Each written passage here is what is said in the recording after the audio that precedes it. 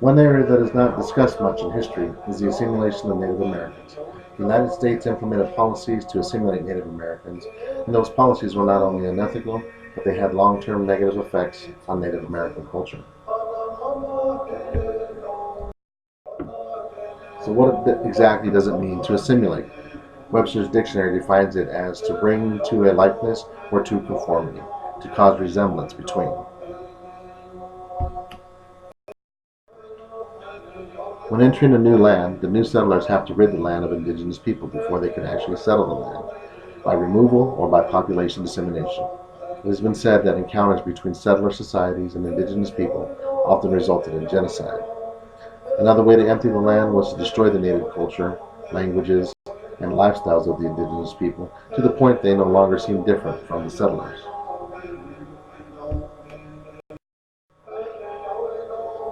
The Indian Removal Act of 1830 was supposed to protect Native Americans from the settlers of Georgia and Alabama.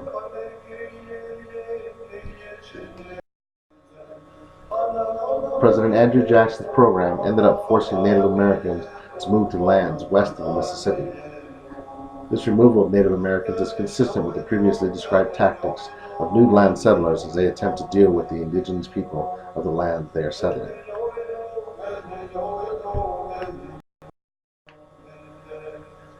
The General Allotment Act of 1887 was the government's loophole for obtaining the land and requiring all Native American children to attend school. Part of the civilization mission included the assimilation of Native American children by sending them to what would become known as Indian boarding schools.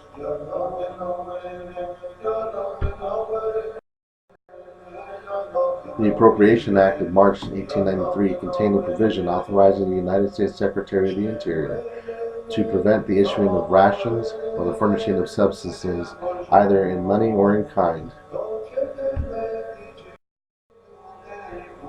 to the head of any Indian family for or on account of any Indian children or children between the ages of 8 and 21 years who shall not have attended school during the preceding year in accordance with such regulations.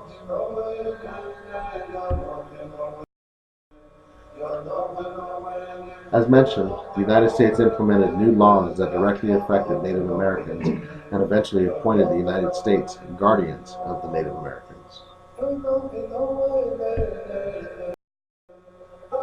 These guardianship responsibilities fell under the overview of the Bureau of Indian Affairs. These agents became responsible for operating schools, distributing supplies, enforcing order, administering allotments, and leasing contracts.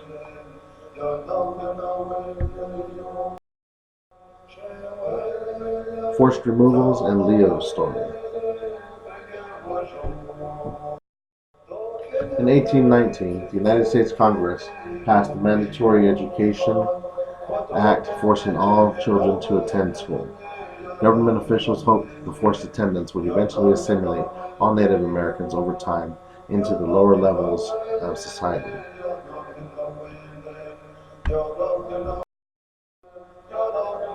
Leo Joseph the Jemedare was one of those children. Leo was eventually sent to the Chippewa Industrial School along with his older sister 1,000 miles away from home. His hair was cut and he was deloused with kerosene, which he said burned like hell. That night, Leo recalled crying himself to sleep along with many other little boys. Sometimes children would die in their sleep, and when asked how, Leo said they had died of loneliness.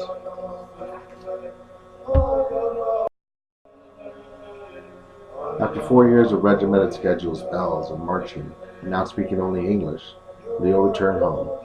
Unable to fit in, he was sent to a boarding school at the Fort Totten Reservation.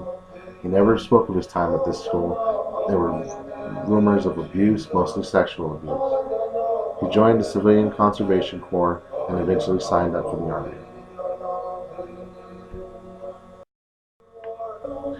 When Leo returned home after World War II, he got married and had children. He had suffered physically in the war and emotionally all his life. Leo eventually took to drinking and became verbally and physically abusive towards his family. Before Leo died, his daughter showed him a documentary entitled In the White Man's Image, which detailed the government's attempt to stamp out American Indian culture, language, tradition, stories, and ceremonies. After watching the documentary, Leo's only comment was, "So that's what the goddamn hell they were trying to do to us."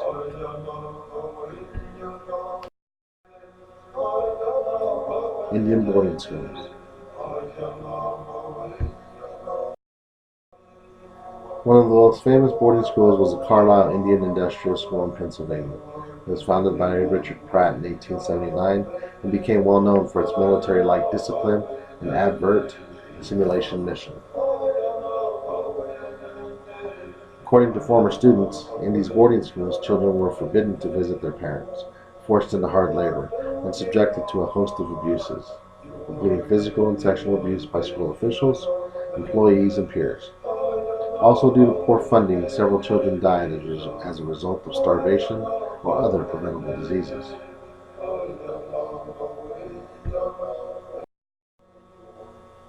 Its founder, Lieutenant Richard Henry Pratt, had been a frontier Indian fighter before becoming an educator. He liked Native Americans, but felt he had no use for their culture, which made him a staunch assimilationist.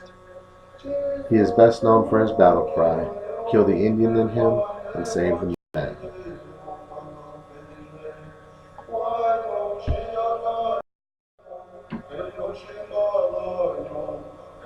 Needless to say, the United States government's policy of assimilation has had a pervasive impact on Native Americans and their culture.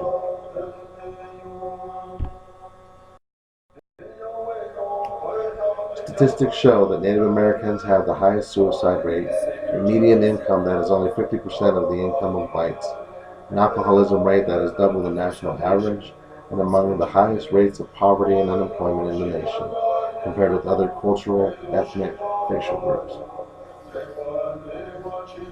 It has even been suggested by scholars that the effects of historical trauma events can be transmitted intergenerationally, as descendants continue to identify emotionally with the ancestral suffering. It is what some call a soul wound. The National Boarding School Healing Project is currently working to document the atrocities that Native Americans went through as a result of being forced to attend Indian boarding schools. Many of those telling their stories speak of horrific human rights violations, including physical abuse, malnutrition, sexual abuse, forced labor, religious and cultural suppression, inadequate medical care, deaths and suicides in schools.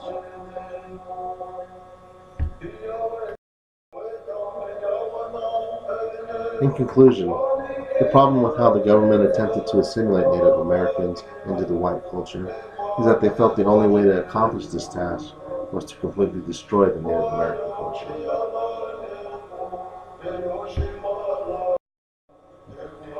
We need to remember that the assimilation of Native Americans and the forced removal of Native American children was wrong, and the evidence has proven that there have been long-term negative effects on Native American culture that still exist today. One of those survivors' words can sum up the entire ordeal. "I have to think of this every day of my life. I don't want my family to think about it for 1 minute of theirs."